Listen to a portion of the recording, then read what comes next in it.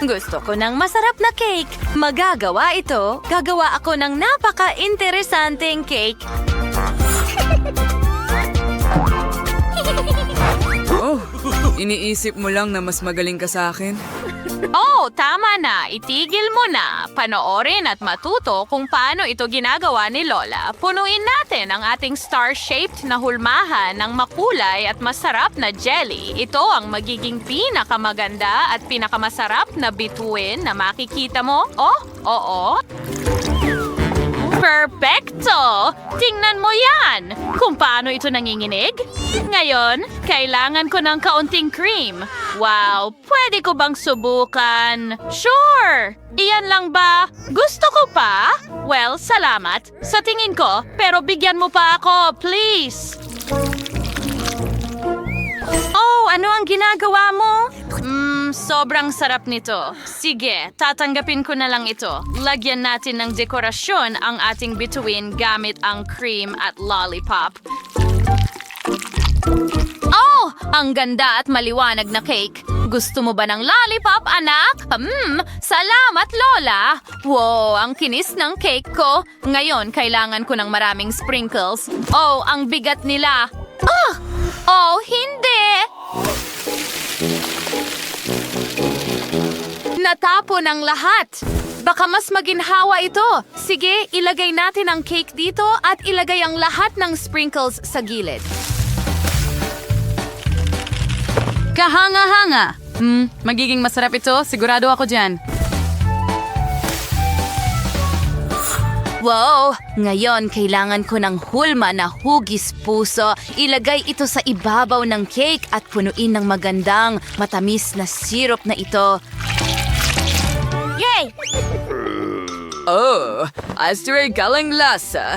Linang go kung paano mo ito dapat gawin. Madagdag ang cream ng iba't ibang kulay sa mga gilid. Ayan, patong-patong. At huwag kalimutang pakinisin ang lahat. Ganyan lang. Ngayon, dekorasyonan natin ang ibabaw ng ating cake. Ang ganda nito. Kahanga-hanga. Ngayon, saan kita ilalagay? Pato. Oh, may mas magandang ideya ako. Kumuha tayo ng ibang uri ng pato at gawin natin sila mula sa ice cream. Tingnan mo ito ang cute na ito. Ilagay natin ito dito at dekorasyonan ang nguso ilang piraso. At ngayon, kailangan natin ng cream sa mga gilid. Ngayon, ito ay perpekto. Wow! Ang daming cute na cake. Alin ang uunahin? Oh, ano yan? Ang ganda! Sigurado akong masarap din ito. Subukan natin.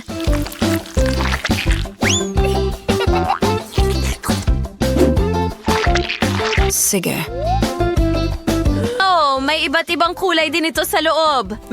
Sobrang sarap nito. Oh, ang ganda. Ngayon, subukan natin ito. Oh, makulay din ito.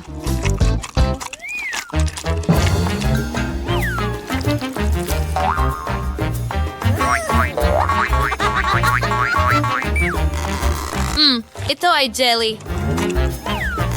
Medyo masarap talaga. Mahilig ako sa jelly, pero tingnan mo itong cute na cake na may mga baibe. Wow! Masarap. Subukan ko rin ng mga baibe.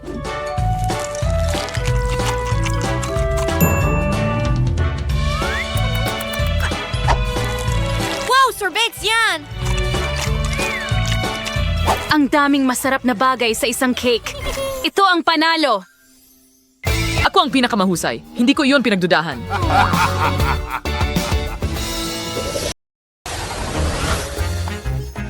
Gusto ko ng pizza.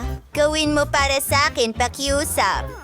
Siyempre, madali lang ito. Magsimula tayo sa isang itlog. Basagin ito sa isang mangkok. At lima pa, susunod, magdagdag ng kaunting harine at gathers. Haluin ng mabuti ang lahit. Nagawa na namin ang masa. Pinaplat ito gamit ang rolling pin. Nagawa ko rin ang masa. Sigurado akong kasing sarap ito. Pinipisi lang mga gilid para makagawa ng mga gilid.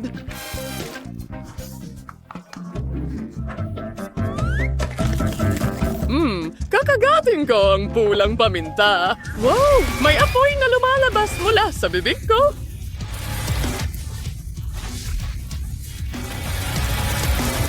Wow, Lola! Well, tapos na. Isa akong henyo. Ngayon, kailangan ko ng blender.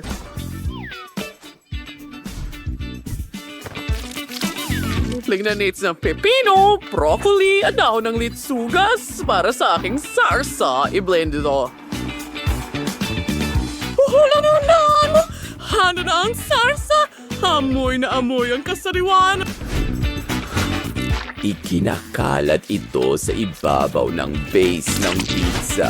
Susunod, gumagamit ako ng mga gulay tulad ng sibuyas, paminta, mais, cherry tomatoes, at dahon ng basil para sa topping. Oh, chef! Ginagawa ko ang aking masa. Oh, Lola, ito ay kamangha-mangha, alam ko.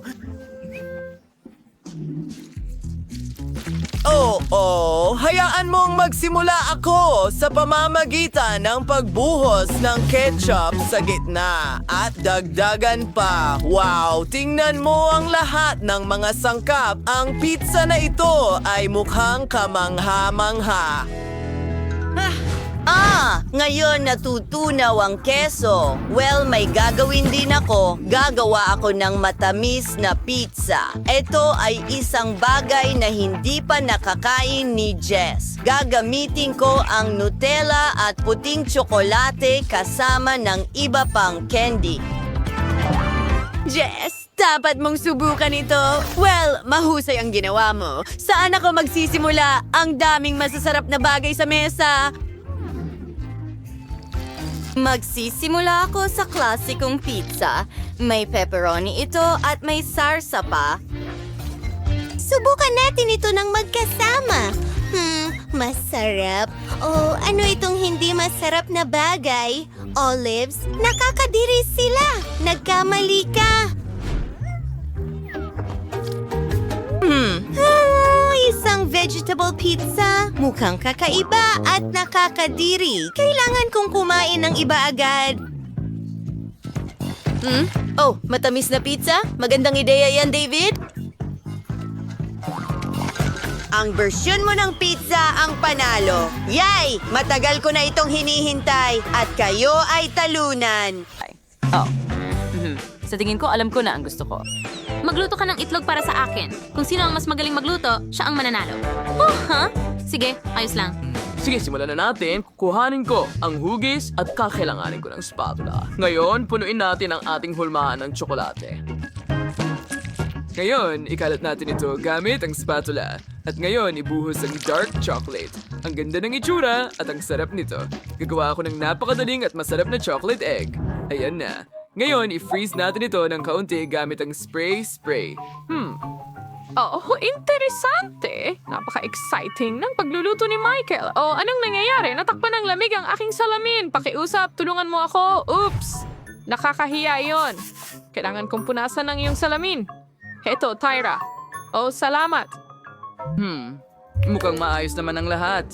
Ngayon ay oras na para magpatuloy. Punuin natin ang ating itlog. Ilagay natin ang ating itlog sa mesa. Anumang masarap na bagay ay magagamit.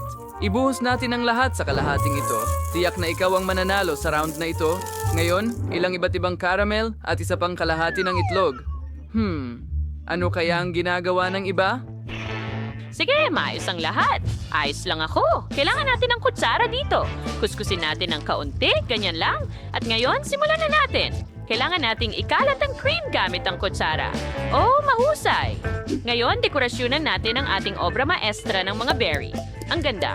Ang huling berry dito at tapos na. Tingnan natin kung ano ang meron kay Michael.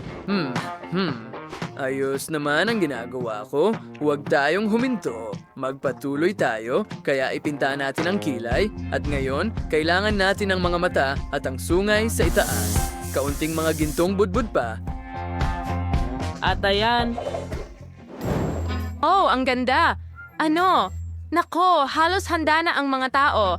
Halos tapos na sina Michael at Tyra, pero wala pa akong nagagawa at may naisip na ako. Paano kung subukan kong magnakaw ng itlog mula sa ostrich? Dahan-dahan. Tahimik.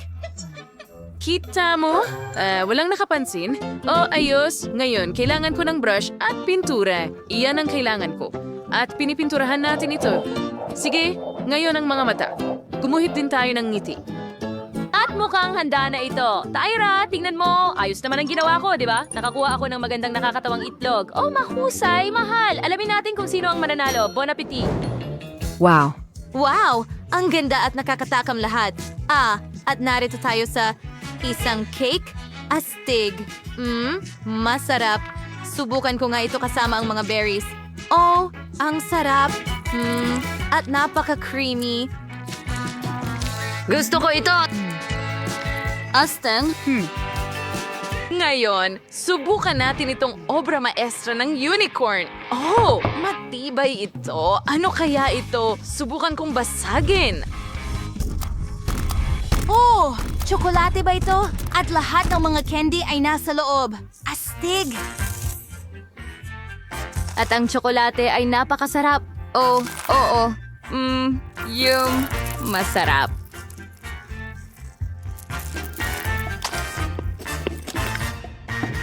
Well, at ito na ang huli. Tingnan natin. Kailangan ko rin itong basagin. Subukan ko kung ano ang nasa loob. Ano yan? Blech. Hilaw na itlog ba ito?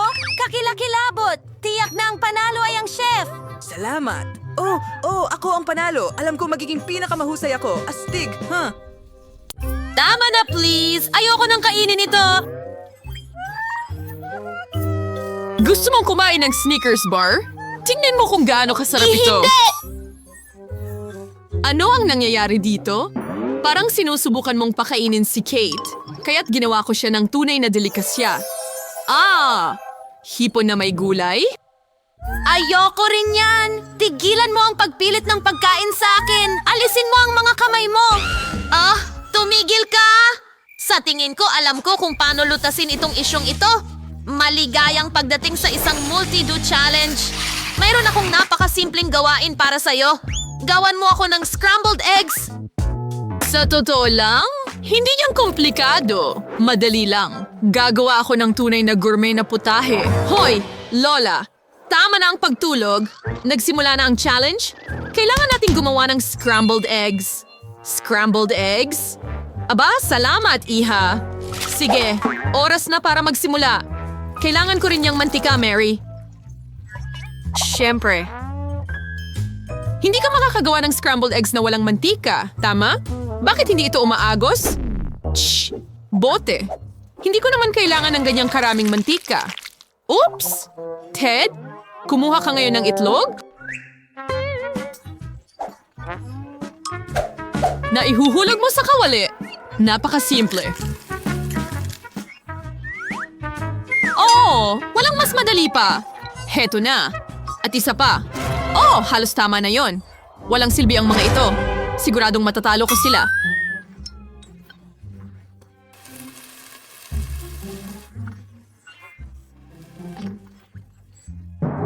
Ang pagluluto ay para sa akin. Madali lang din ang scrambled eggs. Pero gagawin ko itong mas masaya. Una, ihihiwalay ko ang pula ng itlog sa puti. Pagkatapos, hahaluin ko ang mga puti. Wow! Hanggang maging maganda at mabula.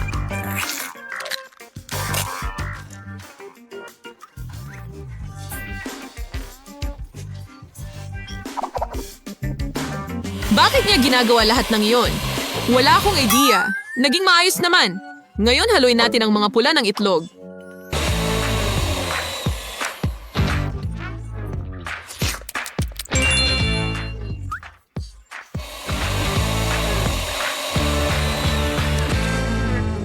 At ibuhos ito diretso sa kawali. Sige, ayan na. Mukhang kakaibang scrambled eggs ang mga iyan. Bakit mo sila pinaghiwalay? Dahil mas nagpapasosyal ito sa itlog. Tingnan mo lang kung gaano kasosyal ang itsura ng aking ulam ngayon.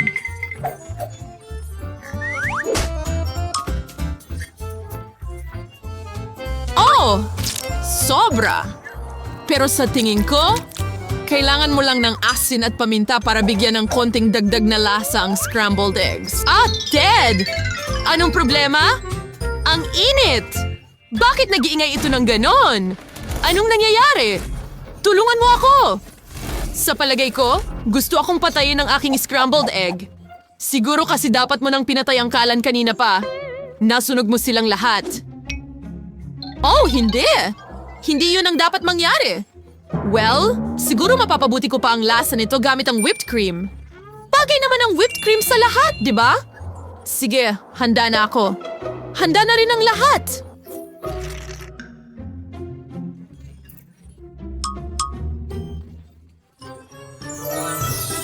Wow. Wow! Mary, gumawa ka ng talagang kakaiba? Okay lang ba kung hawakan ko ito? Huwag hawakan. Ito ay isang tunay na delicacy. Sige, Kate. Nasa iyo ang desisyon. Hindi ko nga alam kung saan magsisimula.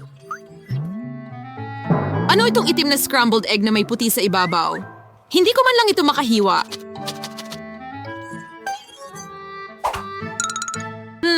Pero ang mga pritong itlog na may malapot na gitna ay mukhang napaka-appetizing. Kailangan ko lang subukan ito. Masarap! Ito mismo ang gusto ko.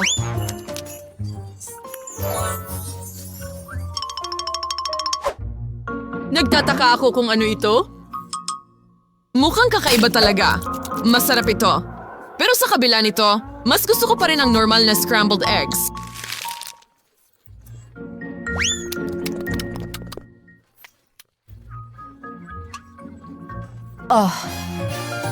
Lola!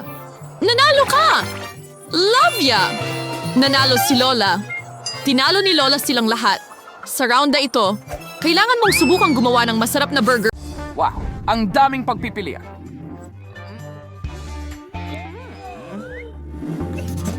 Gusto ko ng may tsokolate. Ha? Magagawa ito. Wow. Kaya, kunin natin ang ating tsokolate dito. Oh. Uno, kakaizingwin natin marami at tunuin natin siya ng kaunti hanggang maging makinis. Oo, katulad nito.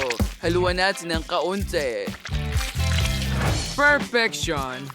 Eksakto sa kailangan natin. At ngayon, ibuhos natin ang tsokolate sa pastry bag. Napakakinis at tamis.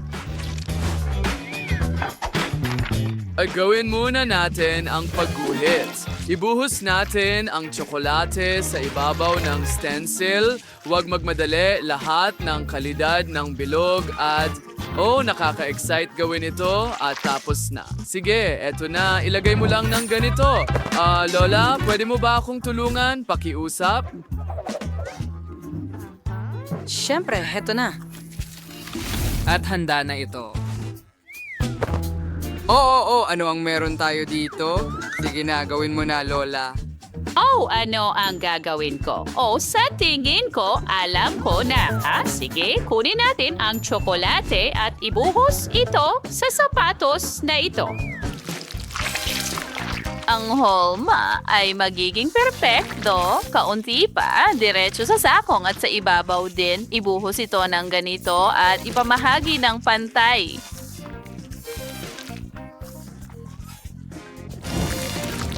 Kaya cause nating alisin idyo lahat ng sobrang bagay. Nga kailangan nating i-freeze it. And handa na ang ating sapatos. Lagyan natin ito ng dekorasyon gamit ang cream. Heto na. Ganyan lang, naglagay tayo ng ilang dekorasyon dito. Huwag kalimutan ng mga candy. Sa ibabaw mismo ng cream. Gawin nating makulay. Oh, ang ganda. Sana magustuhan ito ng apo ko. Isang cherry sa ibabaw at handa na ako.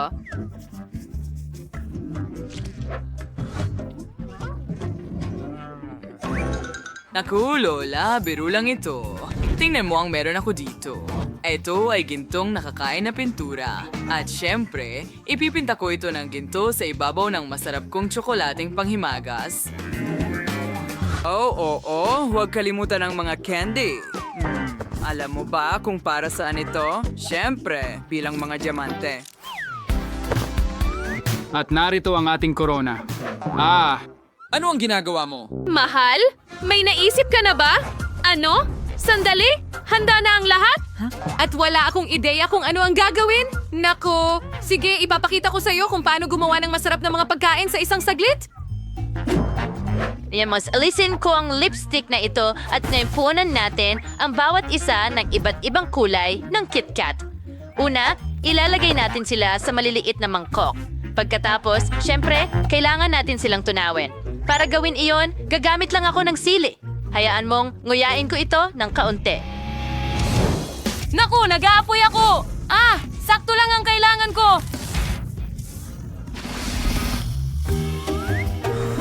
Perfection! Ngayon, kunin natin ang hulma ng lipstick na ito. Ibuhos ang pink muna. Ganyan lang. Ngayon, ilagay natin sa freezer. Yay! Oh, tingnan mo yan. Tsokolating lipstick.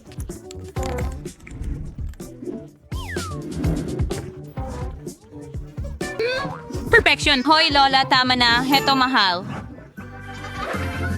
Oh, wow. Ang sarap nito. Tingnan mo ang koronang ito. Para sa akin ba ito? Subukan ko nga. Ang tamis.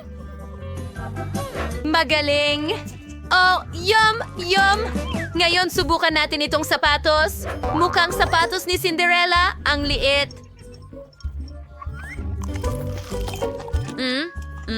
Napaka-creamy at tsokolate nito. Gustong-gusto ko ang takong at ang seresa sa ibabaw. Perfection! At ano ito? Hindi ako umorder ng lipstick? Sige, subukan ko nga. Wow, ang tamis. Sandali, tsokolate rin ba ito?